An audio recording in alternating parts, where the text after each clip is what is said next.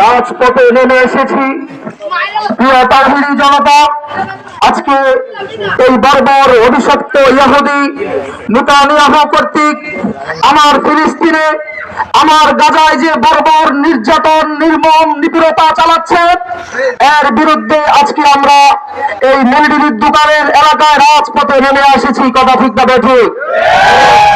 প্রিয় তাওহীদি জনতা, আল্লাহ রাব্বুল আলামিন বলেন, ইয়া আইয়ুহাল্লাযীনা আমানু লা তাত্তাখিযুল ইয়াহুদা ওয়ান নাসারা আউলিয়া বা'দুহুম আউলিয়াউ বা'দ। হে মুমিনগণ, এই ইহুদি জাতি আর নাসারা জাতি তারা তোমাদের বন্ধু নয়, বরং তারা পরস্পর বন্ধু, তোমাদের বন্ধু নয়।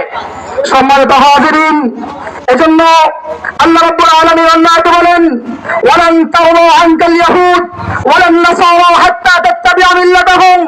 ও মুমিন জাতি, শুনে রাখো, যতক্ষণ পর্যন্ত তোমরা তাদের ধর্মের অনুসারী না হবে, ততক্ষণ পর্যন্ত তোমরা কোন ইহুদি নাসারাকে সন্তুষ্ট করতে পারবে না। প্রিয় তাওহীদি জনতা, আজকের এই ফিলিস্তিনের হামলা, গাজার হামলা, এটা শুধু আজকের নয়, এটা বহুদিন ধরে চলে আসতেছে।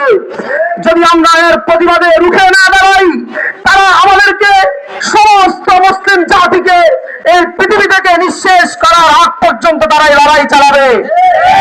প্রিয় তাওহীদি জনতা, যদি আমরা বেঁচে থাকতে হয়, যদি আমরা এই পৃথিবীতে টিকে থাকতে হয়, তাহলে এই ইহুদি অভিশপ্ত জাতির বিরুদ্ধে লড়াই করে বাঁচতে হবে। কথা ঠিক না বেঁচে? প্রিয় তাওহীদি জনতা, আমাদের কোনো ভয় নাই, আমাদের সাহস আছে। মুসলমান জাতি বড় আজব জাতি, তারা মরলেও বিজয়, তারা বাঁচলেও বিজয়। কথা ঠিক না বেঁচে?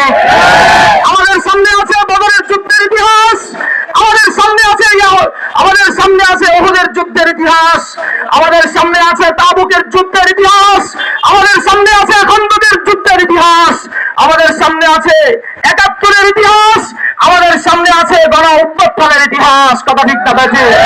সম্মানিত হাজিরিন, কোন ভয় নয়, কোন দ্বিধা নয়, এই যুদ্ধে মুসলিম জাতি বিজয় লাভ করবে ইনশাআল্লাহ। প্রিয় তাওহীদি জনতা, আজকে দল মত নির্বিশেষে গোটা বিশ্ব থেকে প্রতিবাদের আওয়াজ উঠেছে। এখানে বিএনপি যেমন নেমে এসেছে, আরো অন্যান্য যত রাজনৈতিক দলগুলো সবাই নেমে এসেছে।